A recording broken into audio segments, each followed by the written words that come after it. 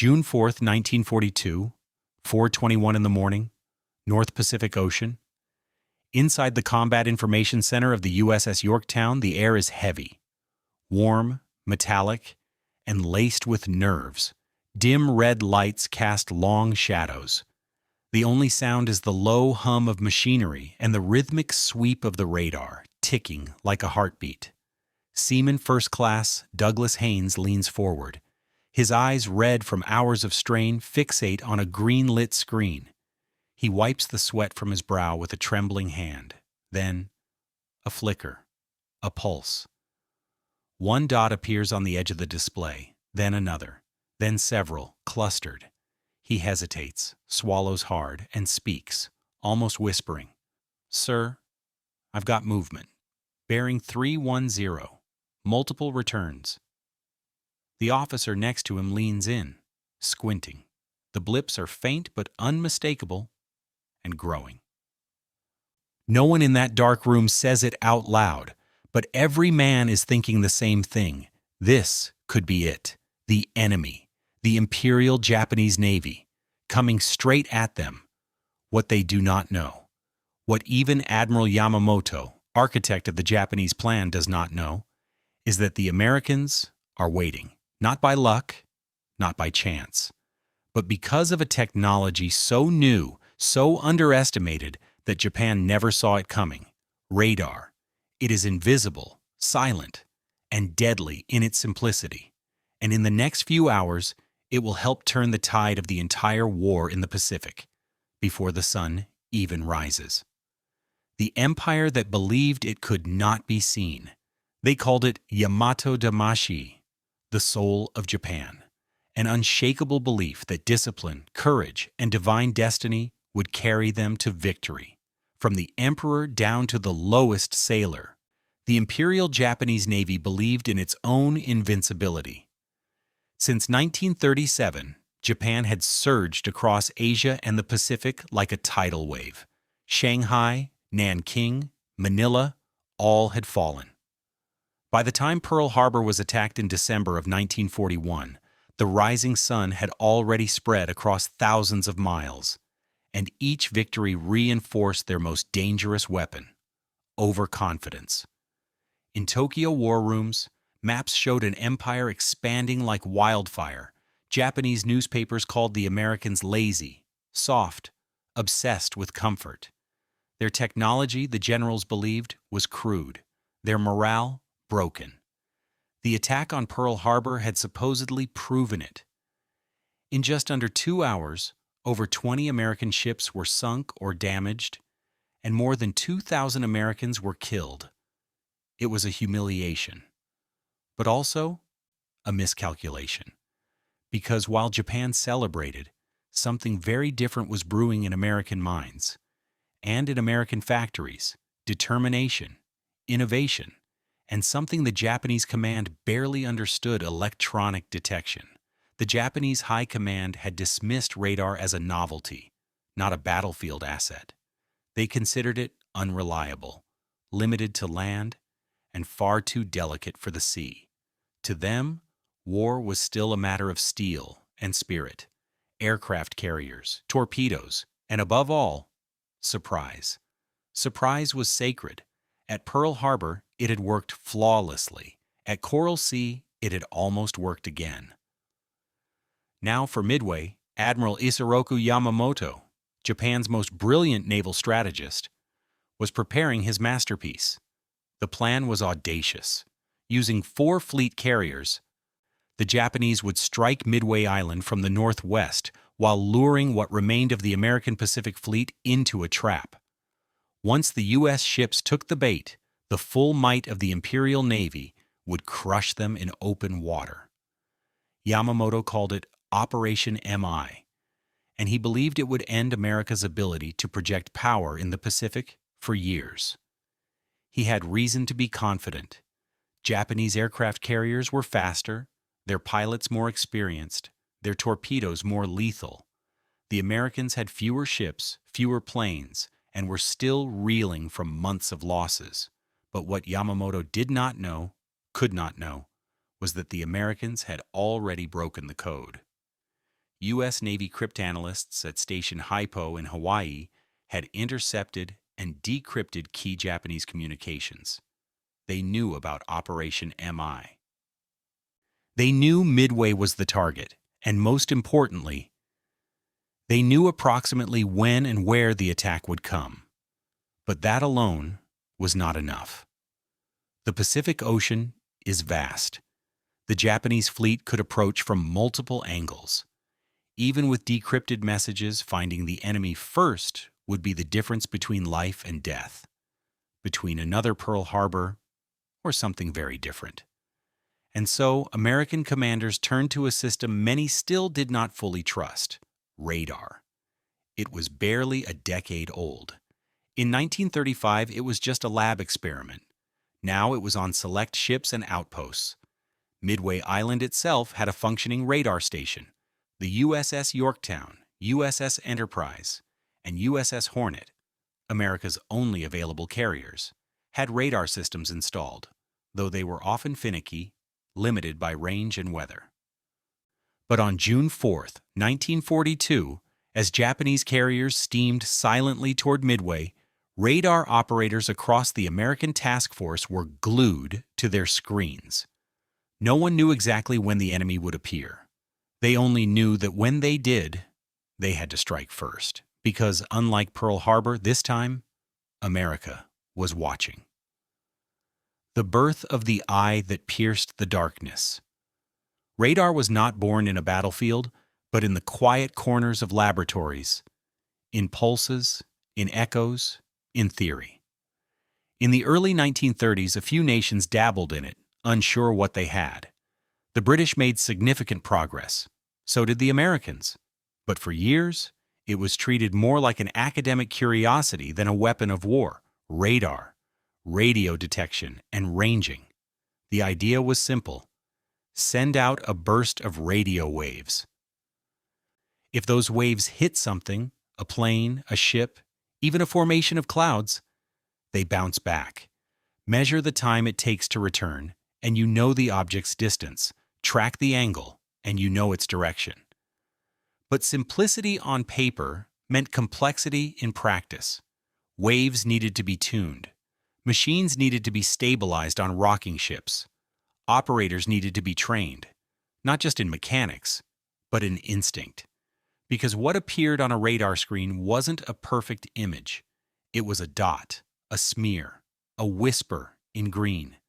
The human mind had to fill in the gaps, and if that mind blinked, lives could be lost. By 1941, the United States Navy had begun installing radar on some of its warships. These early systems, like the CXAM-1, could detect aircraft from up to 75 miles away, under ideal conditions. But in combat, there was no such thing as ideal.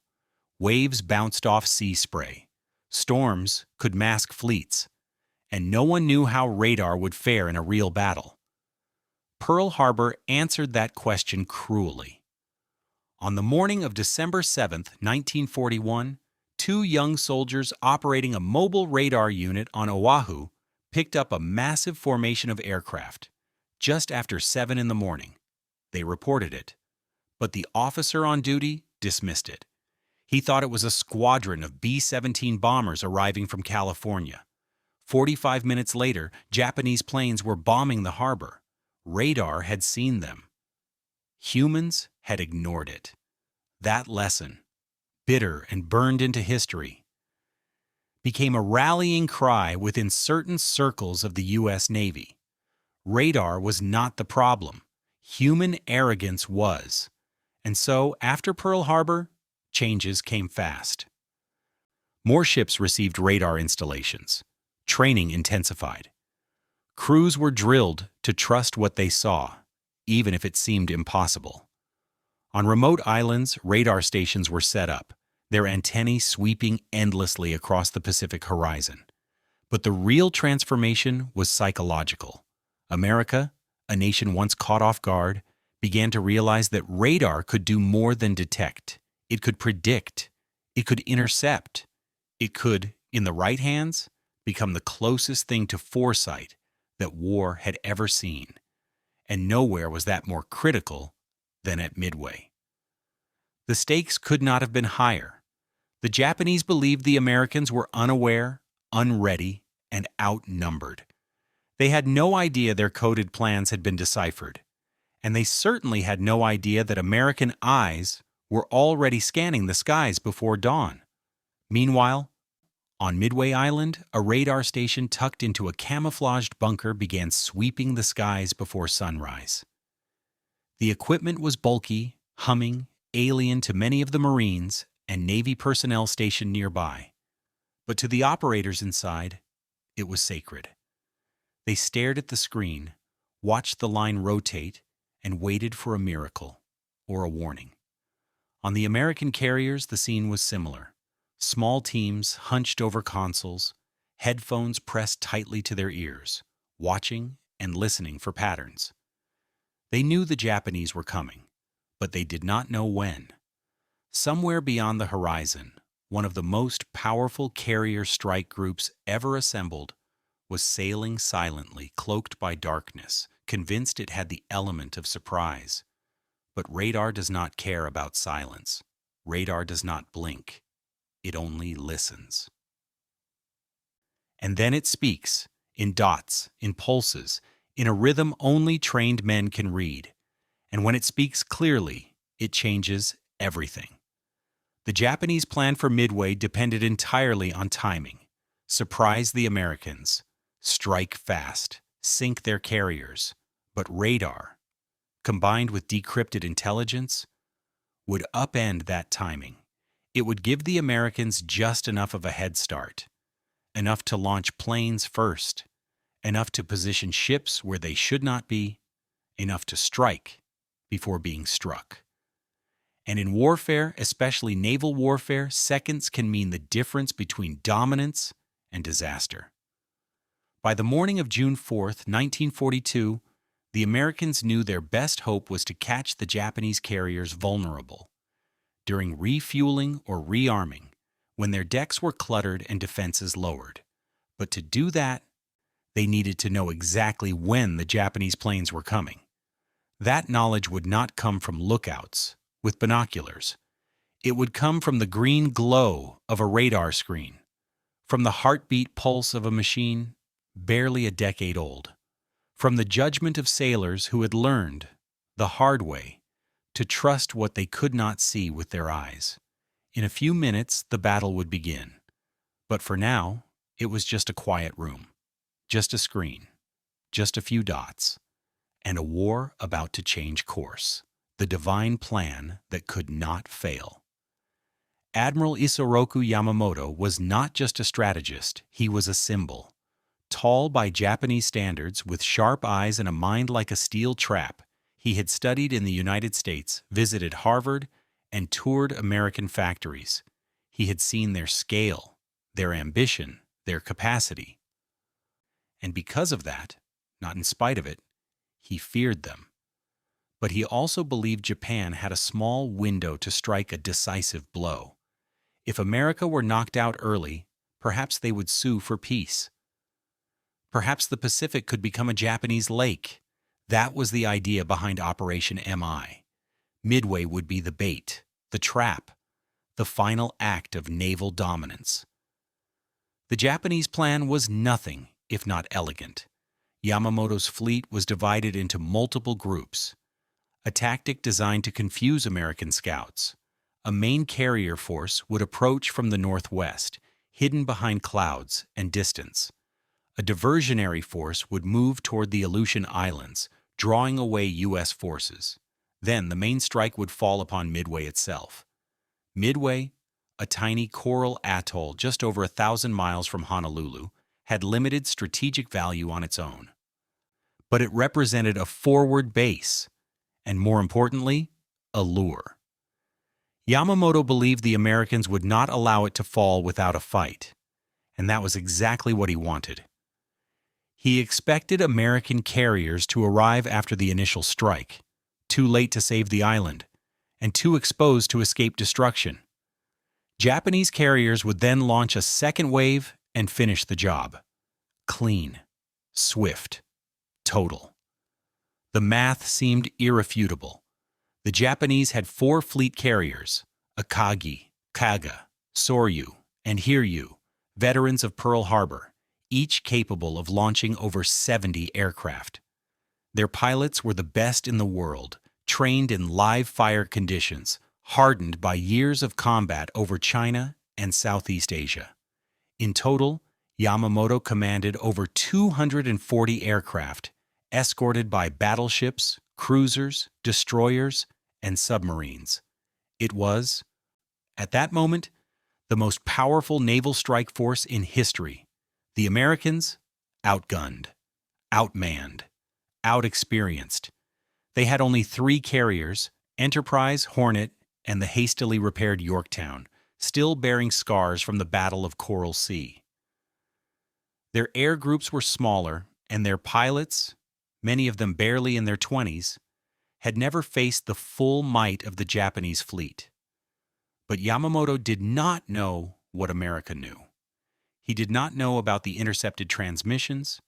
He did not know that Station Hypo in Pearl Harbor, led by Commander Joseph Rochefort, had broken enough of Japan's naval code, known as JN-25, to determine that AF, the location of the coming attack, referred to Midway. He did not know the Americans had confirmed it through a clever ruse, sending a fake message from Midway saying they were short on fresh water. When the Japanese intercepted and repeated it in code, American cryptanalysts had their proof. Midway was the target. More importantly, Yamamoto did not know that American carriers had already departed Pearl Harbor, sailing west to lie in wait. He believed in the strength of his formation, but he underestimated how fragile a plan becomes when it depends entirely on secrecy, like a glass sword, beautiful, sharp, and doomed to shatter when struck. There were other problems too. Ones that would not become obvious until it was too late. The Japanese Navy operated under a doctrine of centralized command. Orders came from the top, and initiative was discouraged. Radio silence was sacred. This made coordination difficult across vast ocean distances, and in an age when seconds mattered, minutes could become fatal. Worse still, the Japanese carriers had a dangerous habit. They rearmed and refueled aircraft on deck to save time, rather than below decks where it was safer. That meant bombs, torpedoes, and fuel lines were often exposed together. A perfect storm waiting for a spark. But perhaps the most dangerous flaw in Yamamoto's plan was not tactical. It was psychological. He believed the Americans would act predictably, that they would react late, that they were still broken from Pearl Harbor. He believed Japan still held the advantage of surprise. And on the morning of June 4th, 1942, he still believed it, even as American planes were already in the air. Even as American radar screens lit up like silent alarm bells. Even as fate shifted, inch by inch, toward an outcome that no Japanese officer had imagined. Back on the carrier Akagi, Vice Admiral Chuichi Nagumo, commander of the carrier strike force, was facing a different kind of pressure. After launching the first wave of planes toward Midway Island at dawn, he debated whether to prepare for a second strike. The pilots had reported some damage to the island, but not enough to neutralize it. More troublingly, no American ships had yet been spotted. Nagumo hesitated. He ordered the crews to rearm the planes for a second land assault. But then, a scout plane from the cruiser Tone reported an American carrier to the east. Nagumo changed his mind again. Now he wanted to arm for an anti-ship strike. Below decks, crews scrambled to swap out bombs and torpedoes, dragging heavy munitions across steel floors, disconnecting fuel lines, reattaching fins, all in a frenzy of motion. The hangars filled with the smell of gasoline and sweat. Planes were half loaded, half fueled, and then came the worst moment of all, the delay. Because the scouts' report had come late, because it was not detailed, Because Yamamoto's brilliant, complex plan had left no room for improvisation. On the radar screens aboard the USS Yorktown and USS Enterprise, the Japanese fleet was no longer a blur. It was a target, and American dive bombers, crude, slow, vulnerable, were climbing into the clouds. Within minutes, they would change everything. Not because they were superior, but because they had the one thing the Japanese no longer had: time. The night before the sky fell. Dawn broke slowly over the Pacific, not with color, but with cold. On board the USS Enterprise, Lieutenant Dick Best stood on the flight deck, arms folded, the ocean wind tugging at his flight cap. Around him, crews moved in silence. Some were fueling planes. Some were arming them. Most were praying, with hands, lips, or just their eyes. It was the kind of silence only possible before something irreversible. The plan was risky. The squadrons would split. Dive bombers would fly high and wide, searching for the Japanese carriers. Torpedo bombers would skim the waves, vulnerable to enemy fire. Fighters would provide cover, if they could. But none of them knew exactly where the enemy was. Radar had given them direction. Intercepts had narrowed the time. But still, the Pacific was massive, and the enemy moved fast. Some pilots tried to eat. Others smoked quietly. A few scratched messages into the insides of their cockpits. Initials, prayers, the names of sweethearts back home. They were 20 years old, 22 at most. They were scared, they were brave, they were going up anyway. At the same moment, aboard the Japanese carrier Akagi, chaos was thickening like smoke. Deck crews swarmed the hangar. Men pushed torpedoes back into crates. Others rolled out armor-piercing bombs. Fuel lines snaked across the floor, glistening. Sweat poured from every face. Officers barked orders, then counter-orders, then clarifications. Vice Admiral Nagumo was caught in a bind. His first wave had struck Midway, but failed to silence the airfields. He had ordered a second wave to prepare for another strike. But then came the report: enemy ships to the east. He reversed the order. Now the planes had to be rearmed again for anti-ship warfare. The result was a mess. At that critical hour, dozens of aircraft were sitting on the flight decks and in hangars, half-fueled, half-loaded, and completely vulnerable. Ammunition sat exposed. Torpedoes lay scattered. Refueling hoses still dripped. And radar? The Japanese had none on their carriers. They were sailing blind. On the American side, a formation of dive bombers from the USS Hornet was lost. They searched for hours. Some ran out of fuel and crashed into the sea. One pilot, Ensign George Gay, survived by floating on a life vest, hiding in the water as the battle raged above him. But from the USS Enterprise, 2 squadrons of dive bombers, one led by Lieutenant Commander Wade McCluskey, pushed forward, low on fuel, eyes scanning the ocean. And then they saw it: smoke, wake trails, the shape of a carrier, the Japanese strike group. McCluskey gave the order. The bombers banked. The wind howled through the cockpit frames. Altitude dropped. Altimeters spun. Eyes narrowed. Hands clenched on release toggles. On the deck of the Akagi, a sailor glanced up and froze. He screamed, but it was too late. The scream was drowned by the whine of American engines diving from the sun. 3,000 feet, 2,000, 1,000, bombs released. One struck the flight deck and tore through the hangar, igniting stacked bombs and fueled planes. A second hit triggered an eruption of flame. The carrier shuddered. Metal screamed. Fire leapt into the sky. Aboard the Kaga, the same. A direct hit. Then another.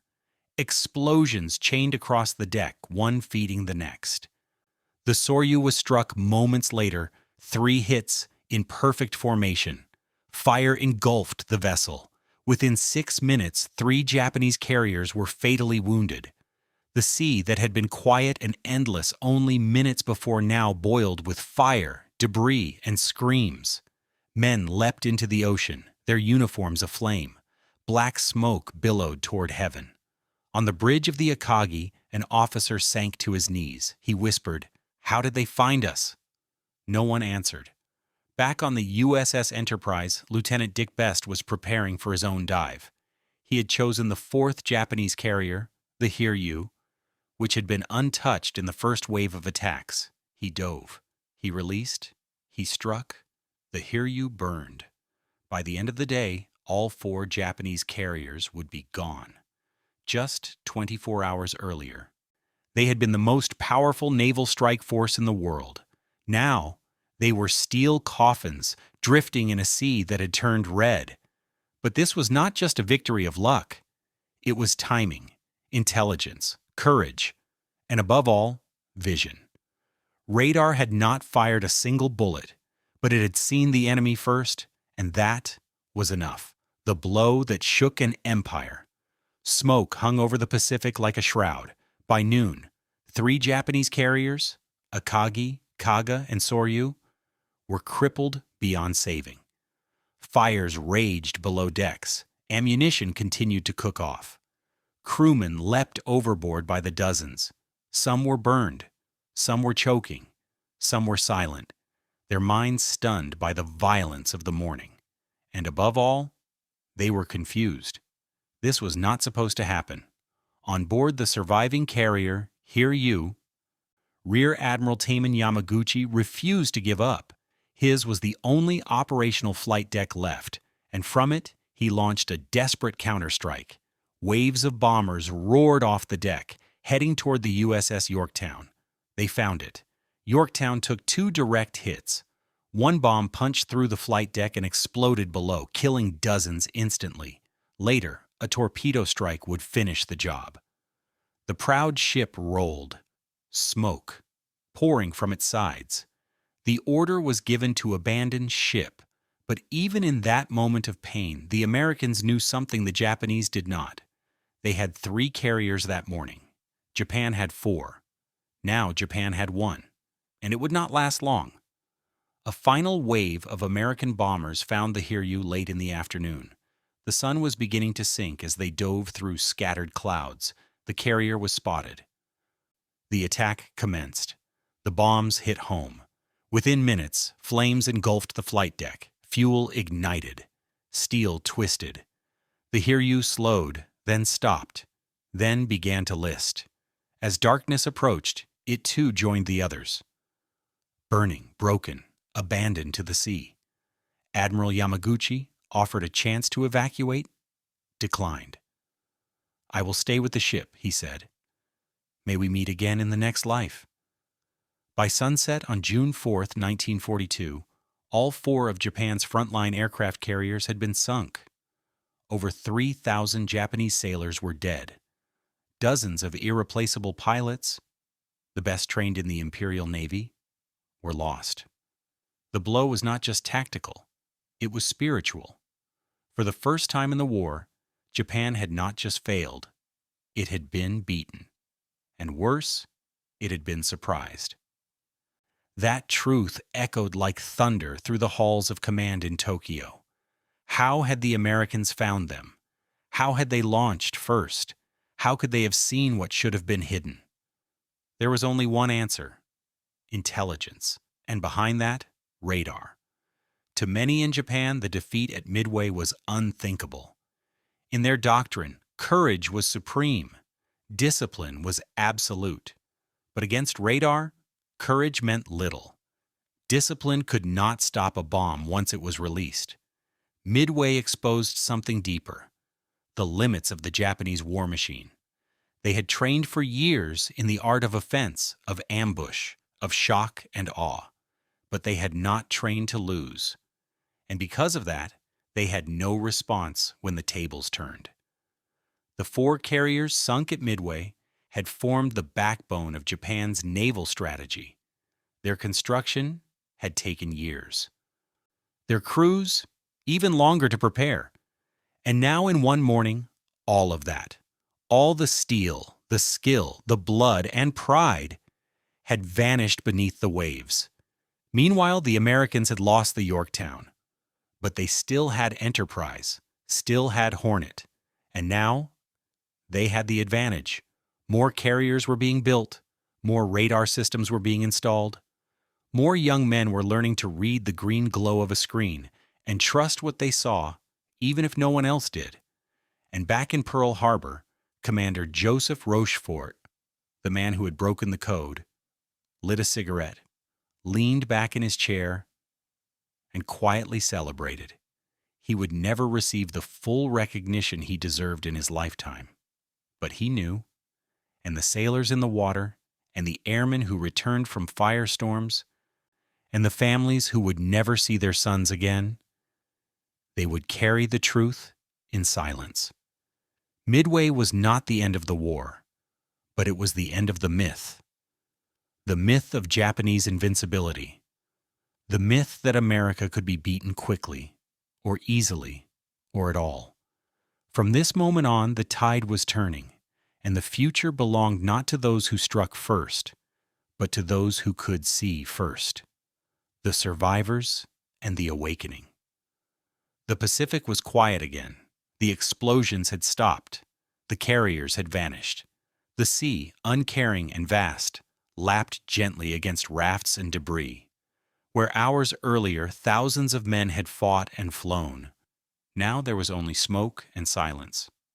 Survivors clung to life, some in the water, some on battered destroyers, some inside their own minds, unable to understand what had just happened. On the American side, pilots returned one by one, or not at all. Squadrons had been devastated. Dozens of airmen were lost. Some had vanished into the sea without a trace. Others had been pulled from the waves, dazed and bleeding.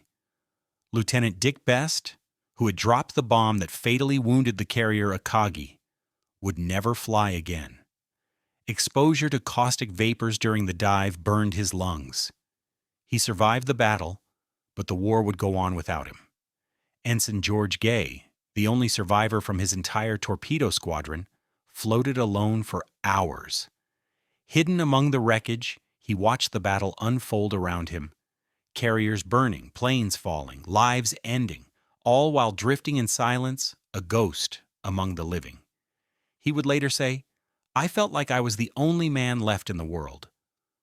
On the Japanese side, the shock ran deeper than grief. It was disbelief. Pilots who had trained for years, who believed in the perfection of their empire, had seen it come apart in a matter of minutes. Aboard the surviving Japanese cruisers, rescued sailors sat in stunned silence. Many stared blankly at the floor. Others sobbed quietly, not just for fallen friends, but for something deeper. The death of certainty. The realization that they were no longer invincible, that the gods might not be on their side. Vice Admiral Nagumo, who had commanded the carrier force, returned to Japan in disgrace. He would never again speak of Midway. Rear Admiral Yamaguchi, who went down with the Hiryu, had chosen honor over survival. His death was praised in Tokyo. But quietly, others began to ask, what good was honor if it could not win the war? In the days that followed, Japan censored the truth. The public was told that a naval engagement had taken place. Losses were minimized.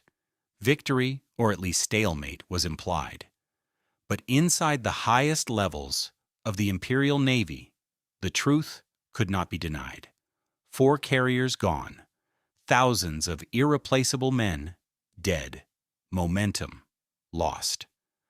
Admiral Yamamoto, the mastermind of the operation, sat quietly in his cabin aboard the battleship Yamato. He received the casualty reports, one after another, in silence. He read the final line twice, then folded the paper and placed it on the table. His staff said he remained seated for nearly an hour, staring at nothing. To a close aide, he later said, "I fear all we have done is awaken a sleeping giant," and filled him with a terrible resolve. Those words, quiet, honest, haunting, would echo long after the guns fell silent. Back in the United States, the news of Midway arrived slowly. First, rumors, then headlines, then the truth. America had struck back. For the first time since Pearl Harbor, there was hope. Not just for revenge, but for victory. Mothers wrote letters with trembling hands. Fathers put up flags. Children ran through streets shouting words they barely understood. But for those who had been there, Midway was not about glory. It was about sacrifice, about seconds that decided fate, about screens that glowed in the dark, and the men who trusted them when no one else did. It was about machines that did not sleep, and people who refused to blink. In the months that followed, radar would become a standard on every new American warship. Training schools would multiply. Young men would be taught to read the pulse of the invisible and act without hesitation. Because Midway had proven one thing. In the modern war, the first weapon is not the bomb or the bullet. It is the moment you see before the enemy sees you. And in that sliver of time, history is written. The eye that lit the Pacific. Radar did not roar. It did not gleam like steel or thunder like engines. It did not have a flag. It did not carry a sword, but it saw. And because it saw, it changed everything. Midway was not just a battle. It was a threshold. On one side lay the old world of intuition, of ritual, of war by honor and tradition. On the other side, a new age had begun. Guided by signals, by code, by the hum of circuits, and the silence of light. Radar was the first whisper of that future. It had no face, no hero, no battlefield statue, but it gave men the power to act before the enemy could think. It gave commanders time, and in war, time is everything. The sailors who read those first green screens did not ask for glory. Most of them did not know they were changing history. They were kids, 19, 20, 21, hunched in dark rooms, trusting machines that most of the world still dismissed. And yet, they held the line. They watched the pulse. They called the bearings. They said the words no one else wanted to hear. They're coming. And because they did, the carriers launched first. Because they did, the bombs hit first. Because they did, the tide of the Pacific turned. Not with a roar, but with a blip. The Battle of Midway did not end the war, but it changed its rhythm. It slowed Japan's advance. It shattered their carrier superiority, and it taught both sides a brutal, lasting lesson. You cannot fight what you cannot see. After Midway, the United States never again stood on the defensive in the Pacific. Island by island, fleet by fleet, the balance shifted. Radar-guided gunfire, radar-tracked bombing runs, radar-led night patrols, all became part of a growing American war machine that would push deep into enemy territory. By 1945, radar would guide bombers over Tokyo. By 1949, it would scan the skies in the Cold War. And by today, it guides everything, from passenger planes to missile defenses, from search and rescue to deep space telescopes. But back in 1942, in the heat and chaos of Midway, it was still fragile, unproven, untrusted, until that morning, when it saw first, and gave a fleet the time it needed. A Japanese officer who survived Midway later wrote in his diary, "It was as if they knew we were coming, before we even saw the sun." He did not know about Station Hypo. He did not know about the radar tech in the cramped control room of the Yorktown, hunched over a screen, wiping sweat from his brow, calling out bearings in the dark. But those small acts, quiet, unseen, saved thousands.